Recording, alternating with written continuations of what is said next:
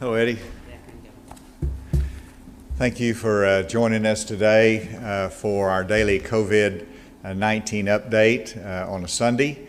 And I hope everybody had a good Sunday and got a little bit of rest, even though under different circumstances. I'm joined by Dr. Nate Smith, our Secretary of Health, of course, and today also Dexter Payne, our Director of the Department of Corrections, is with me as well. In terms of the case update, yesterday we had 1,739 COVID-19 cases. We are adding an additional 42 cases, which brings the total to 1,781. We have 86 hospitalized yesterday. There's an increase of 2 to 88 hospitalizations. There's been 2 additional deaths. And that total is 40 now. Dr. Smith will go into it a little bit more. Whenever you look at 42 new cases, we did 551 tests, which includes the commercial test as well as other facilities. And you can see the percent that was negative on that testing. Now, let me emphasize that let me go to the slide first and we'll come back to it. So this is a little bit different on the new cases because as you can see, as you get toward the end, for the last 3 days, we just did it the last 3 days, it's the white are the increases from the Cummins prison unit and the red are the other cases that we've recited. And so today's number is not on there. It's 42 cases today that are from the general population, and that really indicates where we are in Arkansas, and then we'll have a separate white line there for what is covered at Cummins Prison Unit, which I wanted to speak of. Before I get there, let's go to the next slide, which is the number of hospitalized COVID-19 patients. And of course, this is day by day and leading to the current where, again, you see a little flattening at the top, a steady state for our hospitalizations. Now, let me come back to Cummins Prison because that'll be a little bit of a focus of our conversation today. I spoke with Secretary Kelly today, and of course, Director Payne is here. They've worked very closely with the Department of Health on making sure that we do everything we can to avoid the continued spread and a wider spread of COVID-19 in the prison system. And to date, we have tested almost 1,400 inmates within the Cummins Maximum Security Facility. That is an extraordinary number of inmates, over almost 1,400 inmates. We utilized the AEL lab in Memphis for this purpose. We had a quick turnaround with them. And just to illustrate it, we did some of these tests on Wednesday and Thursday of last week, but on Friday we did 139 tests, and then last night we did 835 tests. And so in a 2-day total, we did 974 tests of those in the Cummins Correctional Institution. We have received 634 test results back, and of the 634 tests that have been returned, we have 348 positive thus far and still waiting on more results. And so you can see how, if you can switch back to the other screen for a moment, the top that we've had of any increase in one day is about 120, about 130 there. And of course, in recent days it's been 40, it has been 50, so it's been lower numbers. And so the number that we will have coming out of Cummins dwarfs what we're having statewide, with 348 positive thus far. And that's a reason, of course, to distinguish those in the reporting system. Of the inmates that have tested positive or negative, it's been segregated so that we have 8 positive barracks within Cummins, and we have 7 negative barracks. And so they are properly allocated based upon their test results and their public health requirements. Let me assure everyone that all of the Department of Health guidelines are being followed. They're being cared for in terms of their medical needs. Almost all are asymptomatic. In other words, they're not showing symptoms. Only 3 have been hospitalized, and we'll continue to monitor that situation. As a result of the concern about what's happened in the prison system, I get a lot of questions about, well, shouldn't you have some kind of a compassionate release program? And we have to remember that these inmates are there for a reason, and there's public health concerns, but there's also public safety concerns. But I did look at this issue, and the parole board has really over the last couple of weeks taken action in looking at the larger prison population. And for example, 271 inmates have been released from our county jails across the state that were being held under a 90-day sanction program as a result of their parole supervision by the Community Corrections Division. And so they were in there for some violation of a sanction, and they have been compassionately released to relieve the crowding in the county jails, but also to relieve the intake into our prison system. And the parole board believed they could do that consistent with public safety concerns. One has been released who is over 70 for health conditions. But I've also, and let me emphasize, this is really not related to Cummins.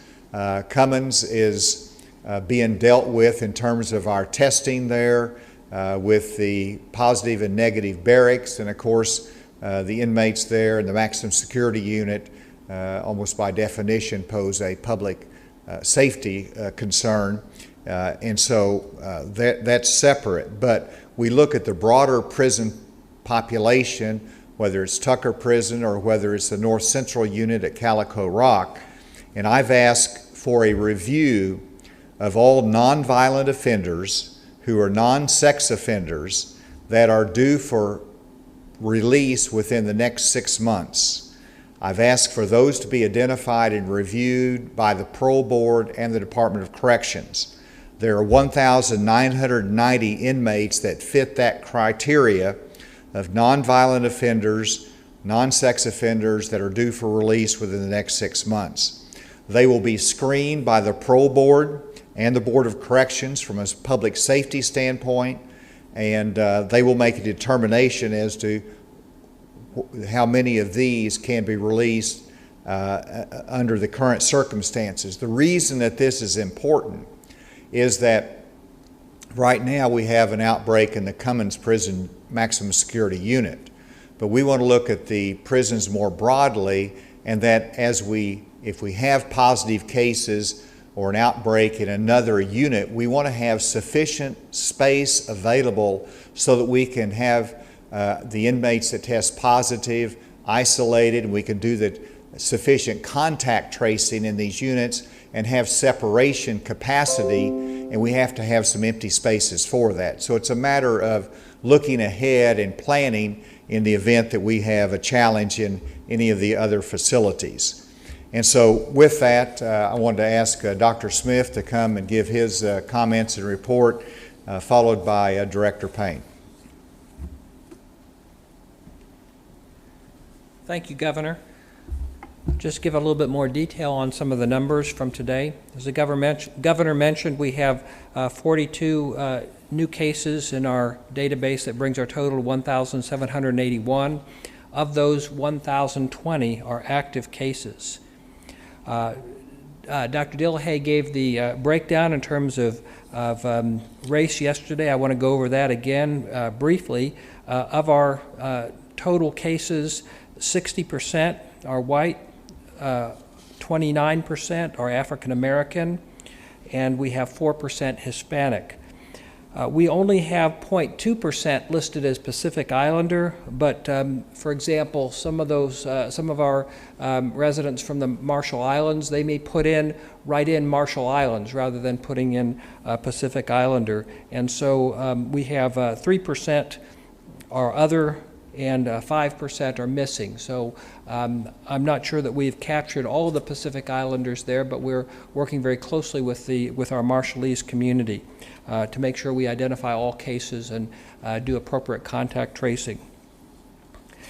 In terms of underlying medical conditions, some of the top ones are diabetes. We have 197 of our total cases have been diabetics. That's 11%.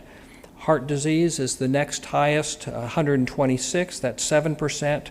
And chronic lung disease, we've had 77 cases, or 4%. We have had 237 healthcare workers. That's one more than yesterday. Of those, 115 have recovered. Our nursing homes, we have 128 residents who have tested positive. That's 3 more than yesterday. As the governor mentioned, we have 88 currently hospitalized. That's a net gain of 2 over yesterday. We currently have 25 on a ventilator. That's 3 more than yesterday. The governor mentioned that we do have 2 additional new deaths, bringing our total to 40. One of those was a nursing home resident, so that brings our total for nursing home-related deaths to 8. Unfortunately, one of those was also a healthcare worker, and I believe that is our first frontline healthcare worker to have passed away from COVID-19 in the state. We have 721 total who have recovered. That's 18 more than yesterday. I want to give a little bit more detail on our situation in the Cummins unit. We have a total of 348 inmates who have tested positive there. That is 118 more than we reported yesterday. As the governor mentioned, we are in the process of getting these numbers into our database, but they're not reflected currently in that total of 42 additional cases. We also have 6 of the Cummins unit staff who have tested positive, and that's 6 more than yesterday. In terms of the federal facility, we don't have any new cases reported there.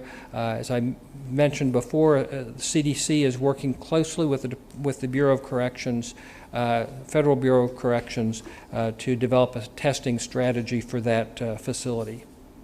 And with that, I'll turn it back over to the governor. Thank you, Dr. Smith and Director Payne.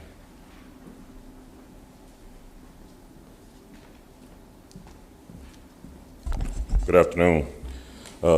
First, I want to thank the governor for his leadership and also Dr. Smith for their assistance with us as we deal with the issues at Cummins. As the governor said, we have tested almost 1,400 inmates at the Cummins facility. Those that have not been tested are the ones so far that are housed in our modular unit and our South Hall, and those particular spaces are outside of the actual Cummins facility. So we haven't had any symptomatic inmates in those parts of our facility, and we don't plan on testing those unless we do get some that are symptomatic.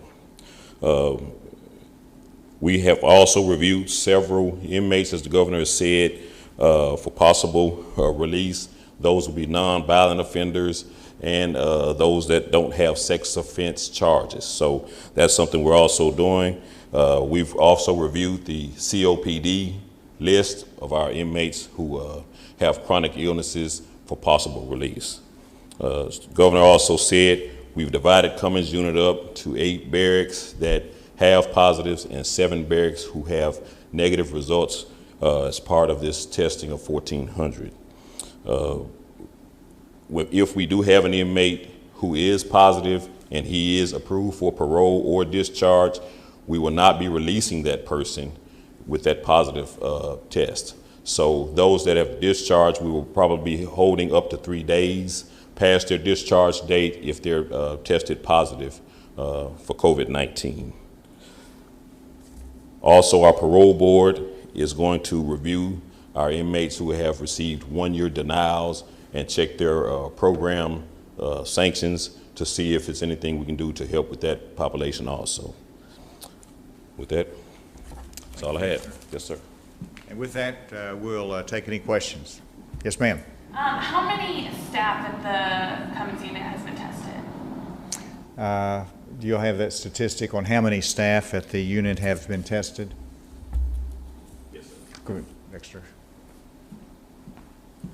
So now we've had 16 tested, 6 have been positive, 10 have not, and most have been tested by their own physician. I have a question for him, Yeah. actually. Sort of how are you able to do security in the barracks that have all the positive cases? Are you having to send in staff into an area that's potentially a hot spot? The staff that are working in those barracks are a part of our emergency response team. They have special equipment that they can deal with issues like this. They're trained to deal with our pandemics of that nature. So we utilize our ERT teams right now to go inside of that barracks if needed. Stay handy. Yes. Can you tell us who or where the person that died, the healthcare worker that died, where they worked? Tell us that. I won't be giving detailed information on that individual due to the respect for the family. This was a healthcare worker at Jefferson Regional, though, associated with that first initial cluster. Oh. Was the healthcare worker had any underlying conditions, or can we get an age grouping? Yeah, I don't have any. I don't have specific information on that at this time, and but both of our deaths from yesterday were under age 65. Yes, ma'am. Can you tell us what the status is of antibody testing in the state, and will it eventually be available to all citizens at some time? Antibody testing will be important, but not for diagnosing acute illness. It will be important really for helping us to know who might have been infected asymptomatically or had mild symptoms or had symptoms but for whatever reason wasn't able to get a test. That will be more widely available. Right now that's not what we primarily need. What we primarily need are the PCR tests to diagnose acute infections. There are a number of antibody tests that are out on the market. Only a handful have received emergency use authorization from the FDA. Actually, UAMS is developed their own, and they're in the process of validating that test as well. So those tests will be an important part of us assessing our situation. One of the misconceptions I think people have is that having an antibody test means that you're immune. We don't know that at this point. Some antibodies are protective and some antibodies aren't. For example, we test for HIV by doing an antibody test, but that antibody is not protective. We still have a lot to learn.